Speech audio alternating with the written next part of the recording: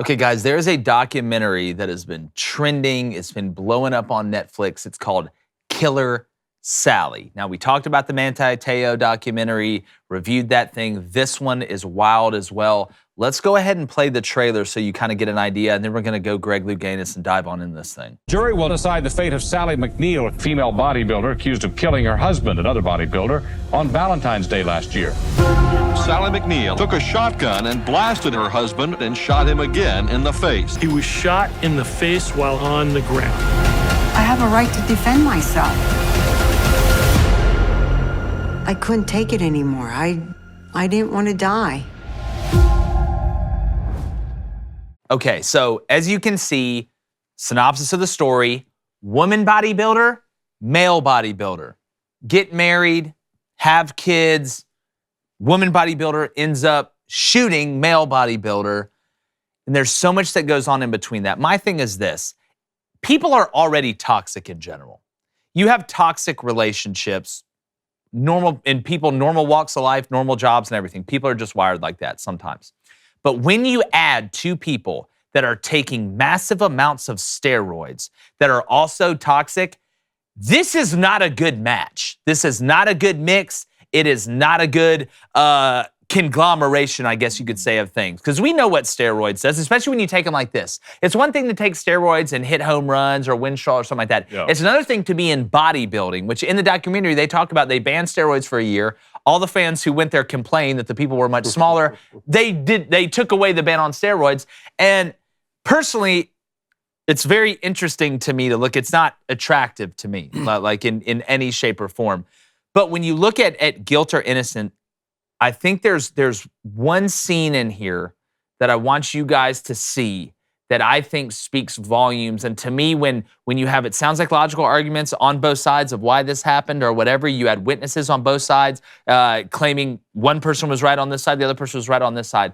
There has to be something that moves the ball one way or the other to be able to kind of come to a conclusion, in my opinion. And that is this scene in the interrogation room when the mother is alone with the kids don't know they're being recorded, and they're too young to have make this up or scripted this. This is genuine, raw emotion. I'm sorry if I disappointed you, John. You didn't. You're such a good little boy. I don't want to leave, Mommy. I know, but you have to. Well, just think of it this way. I'll be back, okay? And everything's over. This is what won me over to what she was saying. Not saying she was perfect, not saying there's no blame or that she didn't overreact or did crazy things. Hell, in the documentary, she got banned for 6 months for beating some chick up at one of the competitions. I just don't think that is scripted. I don't think that is made up. I think he was genuinely abusive. I think that he had issues. I think he had insecurity issues. I think her making more money than him made him insecure. I think him going to Mr. Olympus, Mr. Olympia, whatever it is, and finishing 25th or whatever, while she's over there making money doing whatever, going and wrestling guys individually, however you feel about that. To me, that's the thing that pushed it over the edge. It was a sad story all the way around, and I got more emotional at that part watching that young girl who you can clearly tell by just listening to her speak, both as a child and when she was older. That girl, the daughter, has a good heart. For sure. You know she's a good person. Watch her go across that table and hug her mother was the most moving scene to me. And I agree with you that, you can't tell a 12-year-old child to like make up something or lie in some situation or another. I think you hit the nail on the head with you have two alphas using steroids. There's a history of domestic violence and child abuse when both of them were children. There's known infidelities within the household. There's instability financially within the household. All of that creates a recipe for disaster. Yep. So it seems like, with all accounts from the character testimonies on both sides, that both of them had a history of getting violent with the other one. That should be taken into account in the courtroom, but it shouldn't be the most important information. You want to know what happened on that night. Now, if it was just a he said, she said scenario in the house, that would be one thing. But when you have a child who's 12 years old who comes in and says, this is what I heard. I saw my stepfather choking my mother and beating her up in the scene and throwing her against the wall. And I tried to come out and intervene multiple times. And the next time I come out,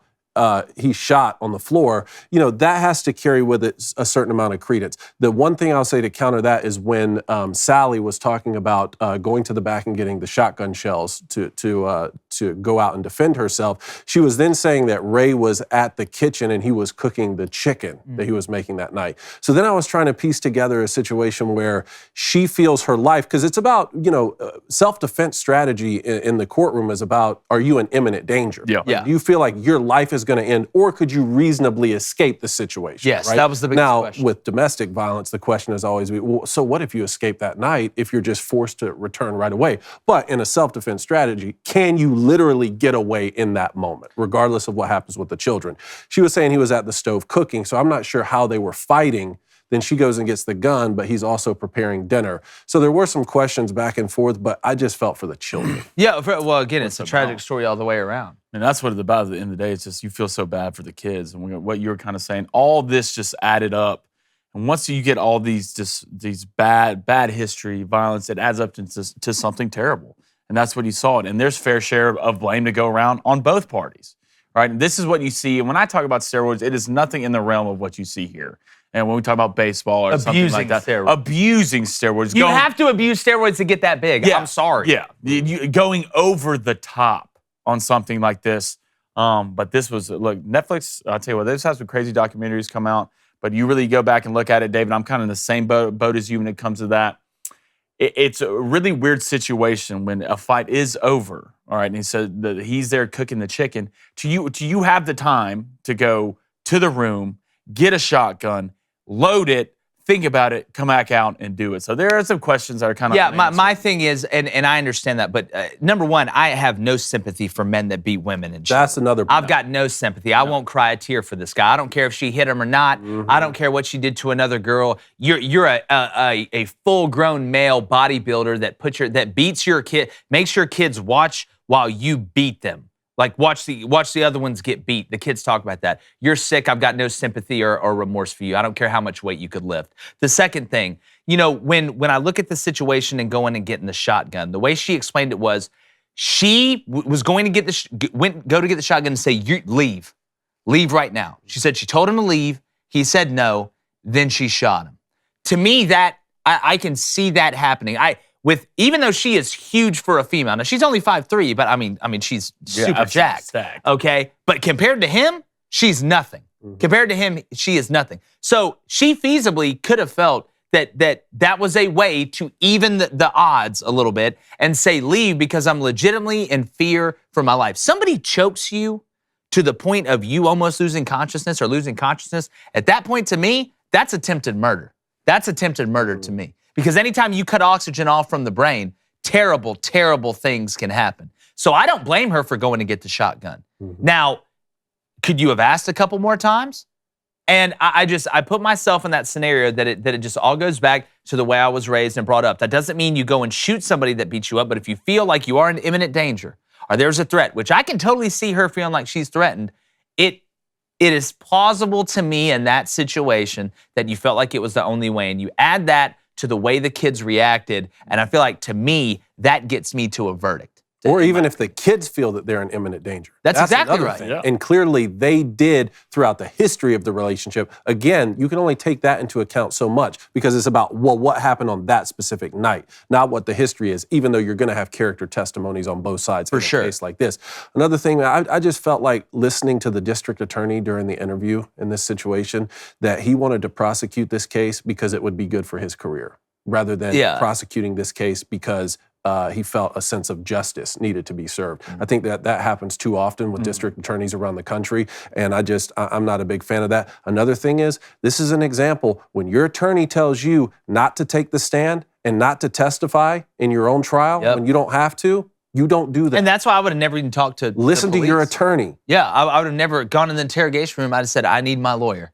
That's what I said. I need my lawyer. I have a right to have my lawyer, bring my lawyer in. You go into district attorneys, and look, I got buddies that are lawyers. We both have a buddy that just passed the bar. But district attorneys become politicians. Who cares more about themselves in this world than politicians?